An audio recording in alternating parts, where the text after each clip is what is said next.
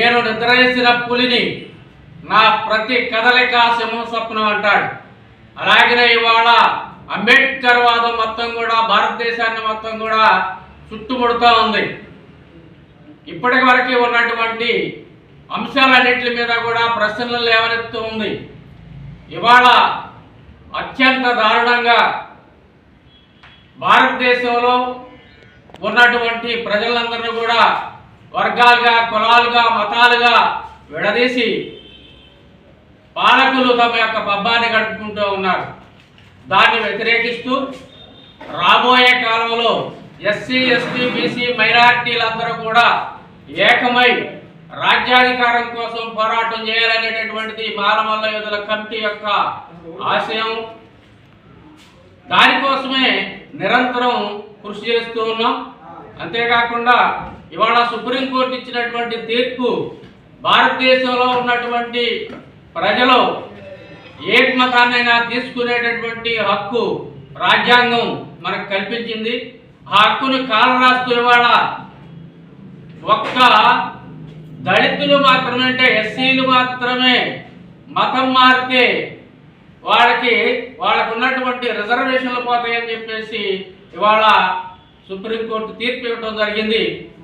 ఆ తీర్పును వ్యతిరేకిస్తూ ఇవాళ మొన్నటి వరకు మనం ఏబిసిడి రిజర్వేషన్ల కోసం కొట్టుకున్నటువంటి అన్నదమ్ములుగా ఉన్నటువంటి మాలమాదిగ సోదరులందరూ కూడా మేము పిలిపిస్తున్నాం. మనం అందరం కలిసి మన అస్తిత్వాన్ని లేకుండా చేసేటటువంటి ఇటువంటి చేయబీములండి. ఏదైనా పబ్లిక్కి మా ఒక వాయిస్ కానీ సమాజంలో ఉన్న స్థితిగతుల్ని పబ్లిక్ అందరికీ తెలియజేయాలంటే ఒక మీడియా ద్వారా అది సాధ్యమండి. దయచేసి ఈ విషయాన్ని నలుమూలలా తెలియజేయడానికి మీ వంతు సహాయ సహకారాలు అందించాలని కోరుకుంటూ, రేపు భారీ ఎత్తున సత్తుపల్లి పట్టణంలో జరగబోయే అంబేద్కర్ గారి యొక్క జయంతిని ర్యాలీ రూపంలో చేయాలని చెప్పేసి ఇక్కడ కమిటీ నిర్ణయం తీసుకోవడం జరిగింది. దానిలో భాగంగా అనుమతి తీసుకోవడం కూడా జరిగింది పోలీసు వారి దగ్గర నుంచి.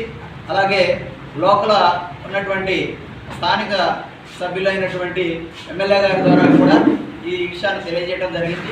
మిత్రులారా, రాజ్యాంగబద్ధమైనటువంటి ఇవ్వబడినటువంటి ప్రతి హక్కులతో పాటు బాధ్యతల్ని నిర్వర్తించాల్సినటువంటి ప్రతి పౌరుడి యొక్క బాధ్యత, రాజ్యాంగం కల్పించినటువంటి హక్కుల్ని వారి యొక్క స్వప్రయోజనాల కోసం రాజ్యాంగ సవరణ చేయటం అనేది ఎంతో దారుణమైనటువంటి విషయం.